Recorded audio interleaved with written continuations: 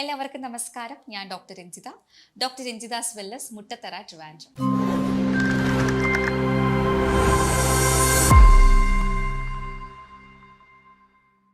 Gas, bloating, acidity നിരന്തരം നമ്മളെ ശല്യപ്പെടുത്തുന്ന ഇത്തരം ബുദ്ധിമുട്ടുകൾ എന്തുകൊണ്ടുണ്ടാവുന്നു, ഇതെങ്ങനെ പരിഹരിക്കാം എന്നുള്ളതിനെ കുറിച്ച് നോക്കാം. ഞാൻ ഈ പറയുന്ന 6 കാര്യങ്ങൾ നിങ്ങളൊന്ന് ശ്രദ്ധിക്കുക. നമുക്കറിയാം, നമ്മളുടെ ഈ ഒരു കോൺസ്റ്റിപ്പേഷൻ ഉണ്ടാവുക അല്ലെങ്കിൽ ഈ വയറിൽ ദഹനം കറക്റ്റായിട്ട് നടന്നില്ല എന്നുണ്ടെങ്കിൽ അത് പല അസുഖങ്ങൾക്ക് നമുക്ക് കാരണമായേക്കാം. അതായത് ഫോർ എക്സാമ്പിൾ, ഇപ്പൊ നമ്മളൊരു കുറച്ച് കഞ്ഞി ഉണ്ടാക്കിയെന്ന് വെക്കുക. അതിപ്പോൾ നമ്മൾ ഒരു ദിവസം മൊത്തം നമ്മൾ കിച്ചണിൽ സൂക്ഷിക്കുവാണ്. അടുത്ത ദിവസം നമ്മൾ കിച്ചണിൽ കയറുമ്പോൾ എങ്ങനെ ഇരിക്കും? എന്ത് സ്മെല്ലായിരിക്കും നമുക്ക് അനുഭവപ്പെടുക? അത് അവിടുന്ന് പൊളിച്ച് നാറിയിട്ട്. സോ അതേ ഒരു മെക്കാനിസമാണ് നമ്മുടെ വയറിൽ നടക്കുന്നത്. കറക്റ്റായിട്ട് ദഹനം നടന്നില്ല എന്നുണ്ടെങ്കിൽ അവിടെ നിന്ന് ഈ കഴിക്കുന്ന ഭക്ഷണം തന്നെ ഒരു ടോക്സിനായിട്ട് മാറുന്നു. അത് സ്റ്റൊമക്കിന്റെ ലൈനിങ്സിനെ ഡാമേജ് ഉണ്ടാക്കുന്നു. ഗ്യാസ്, ബ്ലോട്ടിംഗ്, മലബന്ധം, അസിഡിറ്റി കാര്യങ്ങൾ കൂടുതലാക്കുകയും ചെയ്യുന്നു. ഇതിൽ വലിയ ഉദാഹരണമൊന്നും പറയാനില്ല, അതുകൊണ്ടാണ് ഞാനിങ്ങനെ സിമ്പിളായിട്ട് നിങ്ങൾക്ക് പറഞ്ഞു തന്നത്. സോ നമ്മളുടെ വയറിൽ കറക്റ്റായിട്ട് ദഹനം നടന്നില്ല എന്നുണ്ടെങ്കിൽ ഇത് പല അസുഖങ്ങൾക്കും കാരണമാവും. അതുപോലെ തന്നെ സ്റ്റൊമക്കിന്റെ ലൈനിങ്സ് മൊത്തത്തിൽ ഇത് ഡാമേജ് ഉണ്ടാക്കുകയും ചെയ്യും. അപ്പം നമ്മളുടെ ദഹനം നടക്കുന്നത് വായിൽ നിന്നാണ് നമ്മൾ പണ്ടേ പഠിച്ചിട്ടുള്ളത്. കാരണം നമ്മൾ കഴിക്കുന്ന ഭക്ഷണം നമ്മുടെ തുപ്പൽ അല്ലെങ്കിൽ നമ്മുടെ സലൈവയുമായിട്ട്, ഉമിനീരുമായിട്ട് കലർന്നാൽ മാത്രമേ ഇത് വയറിൽ പോയിട്ട് ദഹനം ബാക്കി നടക്കുകയുള്ളൂ എന്ന് നമുക്ക് എല്ലാവർക്കും അറിയാവുന്നതാണ്. പക്ഷെ എത്ര പേരാണ് നന്നായിട്ട് ഭക്ഷണം ഇപ്പോൾ ചവച്ചരച്ച് കഴിക്കുന്നത്? അതുകൊണ്ട് നിങ്ങൾ ഇനി മുതൽ ഭക്ഷണം കഴിക്കുമ്പോൾ ഒരു 7-8 വട്ടമെങ്കിലും ഒരു പിടി ആഹാരം നമ്മളെടുത്ത് വായിൽ വെച്ച് കഴിഞ്ഞാൽ നന്നായിട്ട് ചവച്ചരച്ച് കഴിക്കാൻ വേണ്ടിയിട്ട് ശ്രമിക്കുക. അതിന് നമ്മൾ ചൂവിങ് തെറാപ്പി എന്നാണ് പറയുക. അത്രയും നന്നായിട്ട് നമ്മൾ ചവച്ചരച്ചാൽ മാത്രമേ നമ്മുടെ ഉമിനീരുമായിട്ട് ഈ ഒരു ഭക്ഷണം കലരുകയുള്ളൂ. ബാക്കി ആസിഡുമായിട്ട് അത് മിക്സ് ആവാൻ പറ്റുള്ളൂ വയറിൽ പോയതിന് ശേഷമായിട്ട്. അപ്പം അത് വളരെ പ്രധാനപ്പെട്ട ഒരു കാര്യമാണ്. ഇനി നമ്മൾ കഴിക്കുന്ന ഭക്ഷണം വായിൽ നിന്ന് നേരെ പോകുന്നത് ആമാശയത്തിലോട്ടാണല്ലോ. അപ്പോൾ അവിടെയാണ് സ്റ്റൊമക് ആസിഡ്സ് ഉള്ളത്. നമുക്കറിയാം, സ്റ്റൊമക് ആസിഡ് എന്ന് പറയുമ്പോൾ നമ്മുടെ ഈ ലോകത്തുള്ള ജീവജാലങ്ങളിൽ വെച്ച് മനുഷ്യർക്കാണ് ഏറ്റവും കൂടുതൽ സ്ട്രോങ് ആയിട്ടുള്ള ആസിഡ് ഉള്ളത്. pH എന്ന് പറയുമ്പോൾ 1.5 ആണ് നമ്മുടെ ആസിഡിന്റെ pH എന്ന് പറയുന്നത്. അത്രയും സ്ട്രോങ് ആണ്. അപ്പം നമ്മൾ കഴിക്കുന്ന ഭക്ഷണങ്ങളെ വിഘടിപ്പിക്കുന്നതും അതുപോലെ തന്നെ വിഘടിപ്പിച്ച ഭക്ഷണങ്ങൾക്കുള്ളിൽ എന്തെങ്കിലും ബാക്ടീരിയാസോ എന്തെങ്കിലും ടോക്സിൻസോ ഒക്കെ ഉണ്ടെങ്കിൽ അതിനെയൊക്കെ നിർവീര്യമാക്കുന്നത്, അതായത് നമ്മുടെ അണുബാധയൊക്കെ നമ്മുടെ ഭക്ഷണത്തിൽ ഉണ്ടെങ്കിൽ അതെല്ലാം നിർവീര്യമാക്കുന്നത് ഈ ആസിഡാണ്. അപ്പൊ ഈ ആസിഡിന്റെ കുറവ് സംഭവിച്ചാൽ എന്താ സംഭവിക്കുക? നമ്മുടെ വയറ് അസിഡിക് നേച്ചർ ആയിരിക്കുന്ന നമ്മുടെ വയർ ഒരു ആൽക്കലൈൻ നേച്ചറിലോട്ട് മാറുകയാണ് ചെയ്യുന്നത്. അപ്പൊ എന്താ സംഭവിക്കുക? കറക്റ്റായിട്ട് ദഹനം നടക്കുമോ? കറക്റ്റായിട്ട് ദഹനം നടക്കില്ല. കറക്റ്റായിട്ട് ഭക്ഷണം വിഘടിക്കുമോ? കറക്റ്റായിട്ട് ഭക്ഷണം വിഘടിക്കില്ല. അണുബാധകളൊക്കെ നശിക്കാൻ പറ്റുമോ? ഒന്നും നടക്കില്ല. സോ ഈ കണ്ടിന്യൂസ് ആയിട്ട് ഈ ആന്റാസിഡ് ഒക്കെ എടുത്തു കഴിഞ്ഞാൽ നമുക്ക് ഈ ഒരു അസിഡിക് എന്നുള്ളത് ആൽക്കലൈൻ നേച്ചറിലോട്ട് മാറാനായിട്ടുള്ളൊരു കാരണമാണത്. പിന്നെ അത് ഇല്ലാണ്ട് നമുക്ക് ആന്റാസിഡ് എടുക്കാണ്ട് നമുക്ക് ദഹനം നടക്കാത്തൊരവസ്ഥയിലോട്ടും സാവധാനം അത് മാറിപ്പോകുന്നതായിട്ട് കാണുന്നുണ്ട്.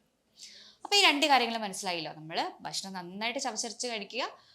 നമുക്ക് ആമാശയത്തിലോട്ട് പോയി കഴിഞ്ഞാൽ സ്റ്റൊമക് ആസിഡുമായിട്ട് ഭക്ഷണം മിക്സ് ആയാലും മാത്രമേ നമുക്ക് ദഹനം നടക്കുകയുള്ളൂ. അപ്പോൾ ആസിഡിന്റെ pH കുറയുന്നത് അതൊരു പ്രധാന കാരണമാണ്. ആൽക്കലൈൻ നേച്ചറിലോട്ട് മാറിക്കഴിഞ്ഞാൽ കറക്റ്റായിട്ട് ദഹനം നടക്കത്തില്ല എന്നുള്ളത് നിങ്ങൾ അറിഞ്ഞിരിക്കേണ്ട ഒരു പ്രധാനപ്പെട്ട കാര്യമാണ്. അതുപോലെ തന്നെ രണ്ടാമത്തെ കാര്യം എന്ന് പറഞ്ഞാൽ വയറിൽ കുടലിനുള്ള ചലനം എന്ന് പറയും. നമുക്ക് എല്ലാവർക്കും ഒരു പെരിസ്റ്റാൾട്ടിക് മൂവ്മെന്റ്സ് ഉണ്ട്. അപ്പൊ നമ്മൾ കെട്ടിക്കിടക്കുന്ന ഭക്ഷണം, അതായത് കുടലിൽ കെട്ടിക്കിടക്കുന്ന ഭക്ഷണങ്ങൾ മൂവ് ചെയ്യാൻ സഹായിക്കുന്നത് ഈ ഒരു പെരിസ്റ്റാൾട്ടിക് മൂവ്മെന്റ്സ് ആണ്. ഈ ഒരു രീതിയിലുള്ള മൂവ്മെന്റ്സ് ആണ്. അത് ഈ ഒരു മൂവ്മെന്റ്സ് കാരണമാണ് ഭക്ഷണം ചലിക്കുന്നത്. അപ്പോൾ ഈ ഒരു ചലനത്തിന് സഹായിക്കുന്നത് നമ്മളുടെ ഗട്ടിൽ ഉൽപ്പാദിക്കപ്പെടുന്ന സെറട്ടോണിൻ എന്ന് പറയുന്ന ഒരു ഹോർമോണാണ്. നമ്മൾ വിചാരിക്കുന്നത് സെറട്ടോണിൻ ഒരു ഹാപ്പി ഹോർമോൺ ആണ്, അതുപോലെ ഒരു ബ്രെയിൻ ഹോർമോൺ എന്നാണ്. ശരിക്കും പറഞ്ഞാൽ സെറട്ടോണിൻ്റെ 95% സെക്രീഷൻ നടക്കുന്നത് നമ്മുടെ ഗട്ടിലാണ്. ഗട്ടിൽ നിന്നും സെക്രീഷൻ നടന്നതിന് ശേഷമാണ് ബ്രെയിനിലോട്ട് ട്രാൻസ്പോർട്ട് ചെയ്തിട്ട് അതൊരു ബ്രെയിൻ ഹോർമോൺ ആയിട്ട് മാറുന്നത്. അപ്പോൾ ഈ ഒരു സെറട്ടോണിൻ ഹോർമോൺ ആണ് ഈ ഒരു പെരിസ്റ്റാൾട്ടിക് മൂവ്മെന്റ്സ് സഹായിക്കുന്നത്. അപ്പോൾ ഈ ഒരു ഹോർമോൺസിന്റെ കുറവ്, എങ്ങനെ ഈ ഹോർമോൺസിന്റെ കുറവ് വരുന്നതെന്ന് വെച്ചാൽ, ഈ ഒരു ഹോർമോണിന്റെ സെക്രീഷനെ സഹായിക്കുന്നത് നല്ല പ്രോബയോട്ടിക്സ് ആണ്. നമ്മൾ എപ്പോഴും പറയുന്ന പോലെ നല്ല ഗട്ട് ബാക്ടീരിയാസ് വേണം. ഗട്ട് ബാക്ടീരിയാസ് ആണ് ഈ ഒരു ഹോർമോൺസിനെ ഉൽപ്പാദിപ്പിക്കപ്പെടുന്നത്. അപ്പൊ ഗട്ട് ബാക്ടീരിയസിന്റെ കുറവുണ്ടെങ്കിൽ നമുക്ക് ഹോർമോൺ കറക്റ്റായിട്ട് ഉൽപ്പാദിക്കപ്പെടില്ല. അതുമൂലം നമുക്ക് ഈ ഒരു ഗ്യാസ്, ബ്ലോട്ടിങ് അധികമായിട്ട് ഉണ്ടാവും. ദഹനക്കുറവ് നമുക്ക് അനുഭവപ്പെടും. അപ്പൊ നമ്മുടെ സ്റ്റൊമക്കിന്റെ ലൈനിങ്സ് ഡാമേജ് ആവുന്നതിനുള്ള പ്രധാന കാരണം എന്ന് പറയുന്നത് ഈ പ്രോബയോട്ടിക്സ്, അതായത് നല്ല ഗട്ട് ബാക്ടീരിയസ് കുറഞ്ഞിട്ട് അവിടെ ചീത്ത ബാക്ടീരിയാസ് വളരാൻ തുടങ്ങുന്നു. ഞാൻ നേരത്തെ പറഞ്ഞല്ലോ, നമ്മുടെ ഒരു ഭക്ഷണം കുറച്ച് നാൾ, ഒരു ദിവസം നമ്മൾ പുറമെ വെച്ചിരുന്ന് കഴിഞ്ഞാൽ അവിടെ അതിൽ റിയാക്ഷൻസ് മാറുന്നുണ്ട്, അതിൽ ബാക്ടീരിയാസ് വരുന്നുണ്ട്, അത് ചീഞ്ഞളിഞ്ഞു പോകുന്നുണ്ട്. അപ്പൊ ഇതേ പ്രക്രിയയാണ് വയറിൽ നടക്കുന്നത്. അന്നേരം എന്താ പറ്റുക വെച്ചാൽ ഈ ബാഡ് ബാക്ടീരിയൽ ഓവർ ഗ്രോത്ത് കൂടുന്നു, നല്ല ബാക്ടീരിയസ് കുറയുന്നു, സ്റ്റൊമക്കിന്റെ ലൈനിങ്സിന് ഇത് ഡാമേജ് ഉണ്ടാക്കുന്നു, പെരിസ്റ്റൈൽറ്റിക് മൂവ്മെന്റ്സ് കറക്റ്റായിട്ട് നടക്കാതെ വരുന്നു. അങ്ങനെയാണ് നമുക്ക് കൂടുതലും ഈ ഒരു പ്രശ്നം ഉണ്ടാവുന്നത്. അടുത്തൊരു കാര്യം എന്ന് പറയുന്നത് ദഹനരസങ്ങൾ, അതായത് ഡൈജസ്റ്റീവ് എൻസൈം എന്ന് പറയും. എല്ലാവർക്കും കേട്ടിട്ടുണ്ടാവും ദഹനരസങ്ങളെ പറ്റിയിട്ട്. പാൻക്രിയാസ് സെക്രീറ്റ് ചെയ്യുന്ന ഒരു എൻസൈമാണ് ദഹനരസങ്ങൾ. അത് കറക്റ്റായിട്ട് സെക്രീറ്റ് ചെയ്തില്ല എന്നുണ്ടെങ്കിൽ നമുക്ക് ദഹനക്കുറവുണ്ടാവും. അതുപോലെ തന്നെ ഗ്യാസ്, ബ്ലോട്ടിംഗ്, മലബന്ധം കാര്യങ്ങൾ കൂടുതലായിട്ട് വരും. അടുത്തതായിട്ട് പിത്തരസം. പിത്തരസം ഉണ്ടാവുന്നത് ലിവറാണ് നമുക്ക് ബൈൽ ആസിഡ്സ് പ്രൊഡ്യൂസ് ചെയ്യാനുള്ളത്. ഈ ബൈൽ ആസിഡ്സ് ഒക്കെ വേണമെങ്കിൽ നമുക്ക് ഒരു ടീസ്പൂൺ ഗീ അല്ലെങ്കിൽ നെയ്യൊക്കെ നമുക്ക് കഴിച്ചു കഴിഞ്ഞാൽ, വെറും വയറ്റിൽ ഒന്ന് ഉരുക്കി കഴിച്ചു കഴിഞ്ഞാൽ നമുക്ക് ബൈൽ ആസിഡിന്റെ സെക്രീഷൻ ഇല്ലെങ്കിൽ നമുക്ക് നാച്ചുറലി അത് പരിഹരിക്കാൻ വേണ്ടി സാധിക്കും. ഡൈജസ്റ്റീവ് എൻസൈംസിനാണെങ്കിൽ ഡൈജസ്റ്റീവ് എൻസൈം സപ്ലിമെന്റ്സും ടാബ്ലറ്റ്സും ഒക്കെ അവൈലബിൾ ആണ്. നമുക്ക് അത് വേണമെങ്കിൽ ദഹനരസങ്ങൾ അത് നമുക്ക് ആഡ് ചെയ്യുന്നതും വളരെയധികം നമുക്ക് ഗുണം ചെയ്യുന്നതാണ്. അതുപോലെ തന്നെ മറ്റൊരു റീസൺ എന്ന് പറയുന്നത് ഫംഗൽ ഓവർ ഗ്രോത്ത് അല്ലെങ്കിൽ പാരസൈറ്റ്സ്, വോംസ് ഒക്കെ വളരുന്നതാണ്. അതുകൊണ്ടാണ് കറക്റ്റായിട്ട് ഡിവോമിങ് ചെയ്യാൻ വേണ്ടി പറയുന്നത്. 6 മാസം കൂടുമ്പോൾ കറക്റ്റായിട്ട് വിര ഇളക്കാൻ വേണ്ടി ശ്രമിക്കുക. ചിലർക്കൊക്കെ ആണെങ്കിൽ കണ്ടിന്യൂസ് ഒരു 6-7 ദിവസമൊക്കെ നമ്മളൊരു പ്രോട്ടോകോൾ കൊടുക്കേണ്ടി വരും ഡിവോമിങ്ങിനുള്ളത്.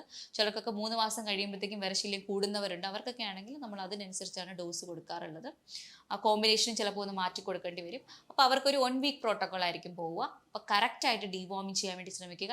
ഇപ്പോൾ ഇത് കാണുന്ന സാധാരണ ആൾക്കാർക്കാണെങ്കിൽ അവർക്ക് 6 മാസം കൂടുമ്പോൾ നമുക്ക് ഡിവോമിങ് ചെയ്യാവുന്നതാണ്. അതായത് ഒരെണ്ണം കഴിച്ചു കഴിഞ്ഞു കഴിഞ്ഞാൽ കറക്റ്റ് 14 ദിവസം കഴിഞ്ഞിട്ടാണ് ഒരെണ്ണം കൂടെ കഴിക്കാനുള്ളത്. പാൽബെൻഡസോളോ നമുക്ക് ആയുർവേദത്തിൽ ഹോമിയോ ഏത് വേണമെങ്കിലും നമുക്ക് ട്രൈ ചെയ്യാവുന്നതാണ്. അത് എടുക്കാൻ വേണ്ടിയിട്ട് ശ്രമിക്കുക. ഗട്ട് ക്ലീൻ ചെയ്ത് വെക്കാൻ വേണ്ടി ശ്രമിക്കുക. ഇനി ഫംഗൽ ഓവർ ഗ്രോത്ത്, അതിന് നമ്മൾ സിഫോ എന്ന് പറയും, സ്മോൾ ഇൻഡസ്ട്രൈൻ ഫംഗൽ ഓവർ ഗ്രോത്ത് എന്ന് പറഞ്ഞൊരു കണ്ടീഷനുണ്ട്. പൂപ്പൽ നമുക്ക് കുടലിൽ, ചെറുകുടലിൽ അധികമായിട്ട് വന്നു കഴിഞ്ഞാൽ ഇതുപോലെ ഗ്യാസ്, ബ്ലോട്ടിങ് അധികമായിരിക്കും. അതിന് നമ്മൾ കൊടുക്കുന്നത് ഒരു ഹെർബൽ കോമ്പിനേഷനാണ്. ഒരു 3 months കൊണ്ട് നമുക്ക് കംപ്ലീറ്റ് ആയിട്ട് ക്യൂർ ചെയ്യാൻ പറ്റും. ഇതിന്റെ ഭാഗമായിട്ട് നമ്മൾ ഈ ടങ്കിലൊക്കെ നോക്കുമ്പോൾ, നമ്മൾ നാവിൽ നോക്കുമ്പോൾ നമുക്കൊരു വൈറ്റ് കോട്ടിങ് നാവിൽ കണ്ടുവരുന്നുണ്ട്. അതുപോലെ തന്നെ വിട്ടുമാറാത്ത താരൻ നിങ്ങൾക്കുണ്ടെങ്കിൽ, നമ്മൾ എത്രയൊക്കെ ഷാമ്പൂസും ആൻറ്റി ഡാൻഡ്രഫ് ഷാമ്പൂസും പാക്സ് ഒക്കെ ട്രൈ ചെയ്തിട്ട് നമുക്ക് ചേഞ്ചസ് ഇല്ല എന്നുണ്ടെങ്കിൽ നമ്മൾ ശ്രദ്ധിക്കാനുള്ളത് ഫംഗൽ ഓവർ ഗ്രോത്ത് ഉണ്ടാവാം, അതുകൊണ്ടായിരിക്കാം വരുന്നത്. അപ്പോൾ നമ്മൾ ഫംഗസിനെ ക്ലിയർ ചെയ്യാനുള്ള കാര്യങ്ങൾ ചെയ്യണം.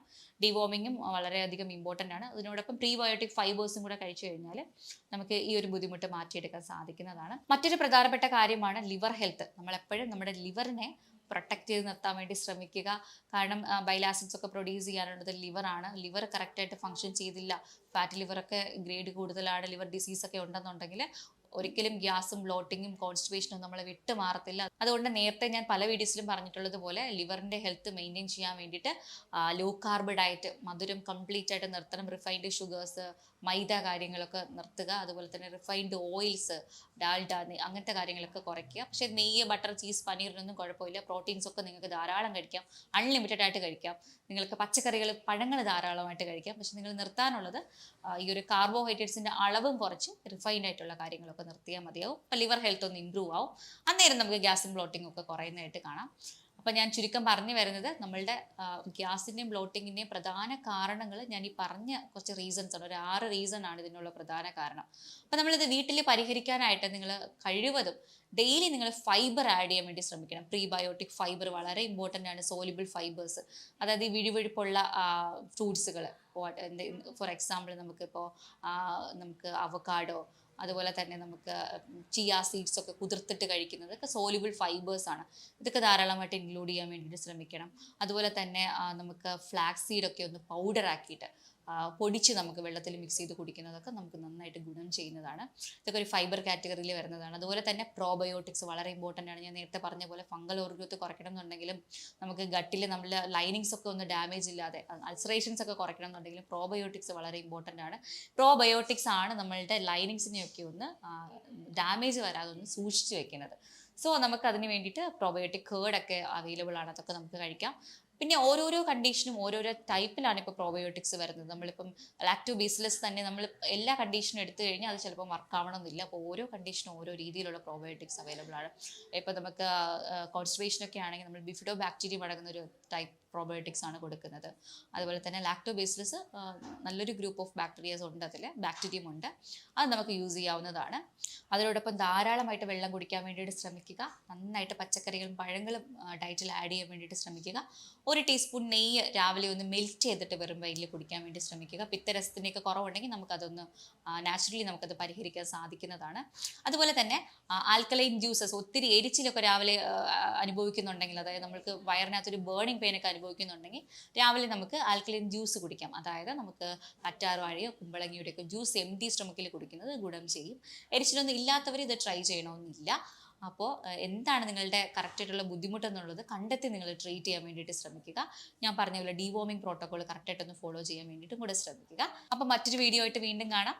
കൂടുതൽ വിവരങ്ങൾക്കായിട്ട് താഴെ കാണുന്ന നമ്പറിൽ നിങ്ങൾക്ക് കോൺടാക്ട് ചെയ്യാവുന്നതാണ്. Thank you.